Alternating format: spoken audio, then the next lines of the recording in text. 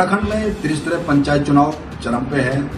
जो हमारे प्रत्याशी हैं, चाहे वो प्रधान पद का प्रत्याशी हो, चाहे बीडीसी का प्रत्याशी हो, चाहे जिला पंचायत का प्रत्याशी हो, वो घर घर जाके जनता को जो है विभिन्न प्रकार के वायदे कर रहे हैं। आज मैं जो है विकासनगर पचदून क्षेत्र के यहाँ पे जो पपियान गांव है, वहाँ पे प्रधान पद के जो दावेदार हैं या प्रधान पद के जो प्रत्याशी हैं, उनसे जानने की कोशिश करता हूँ कि अगर वो चुनाव जीत जाते हैं या कितना उनको जनता का प्यार मिल रहा है, उनसे जानने की कोशिश करता हूँ।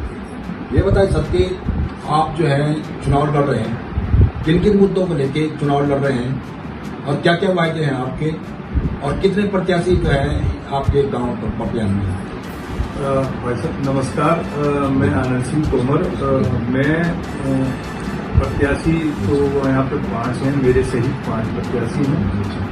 और मेरी जो रही समाज सेवा या मुद्दों के विषय में बात की है, जैसे महिला रोजगार हम बढ़ाना चाहते हैं।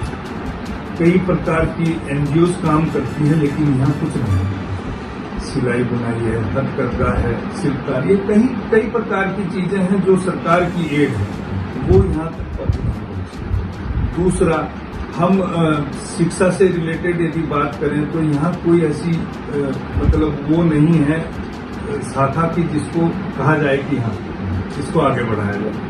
तीसरा आपका जो है वो है खेल के संबंध में। नशे में लोग जा रहे हैं, नशे के प्रति रुझान बढ़ रहा है, बच्चों का नशा बढ़ रहा है, चल रहा है यहाँ पर बहुत ज्यादा, लेकिन उसके प्रति कोई किसी व्यक्ति को ये नहीं है कि हाँ इन बच्चों को इससे निकाल के खेल ग्राउंड की ओर जाए। ये हमारी मूलभूत रहेगी।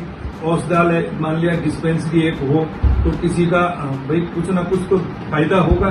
बुखार है, जुकाम है, हर व्यक्ति विकासनगर या बाड़वाला या लांगा भी जाता है, यहाँ कोई ऐसी मूलभूत सुविधा नहीं। तो ये कई प्रकार के मुद्दे हैं। महिलाओं के रोजगार को हम इसलिए आगे बढ़ाना चाहते हैं कि महिला सुबह 10 बजे तक व्यस्त रहती हैं और उसके बाद वो फ्री हो जाती है और 4 बजे बाद उनका फिर अपना उसके बीच में उनको यदि कोई रोजगार, चाहे वो कोई छोटे ही रोजगार हो, चाहे एनजीओ से संबंधित हो या अगरबत्ती जैसे बनाने का रोजगार होता है या सिलाई बुनाई का अपना रोजगार होता है, तो उनको उसमें जाएगा तो उनको 2 पैसे की बचत होगी। तो मैं ये ही आगे बढ़ाना। अच्छा, ये बताएं कि जैसे आप जनता के बीच जा रहे हैं तो कैसे समझा रहे हैं आपको जनता? कैसे जनता मुझे भरपूर प्यार दे रही है।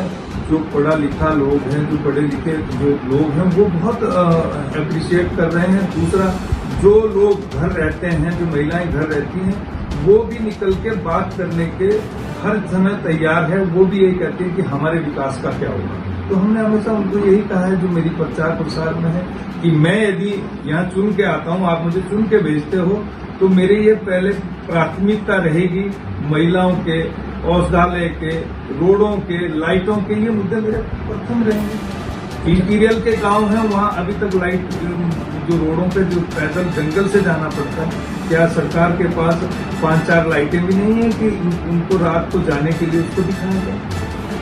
अच्छा, क्या जो आपको जनता को तो प्यार मिल रहा है, आप क्या अपील करना चाहिए जनता से?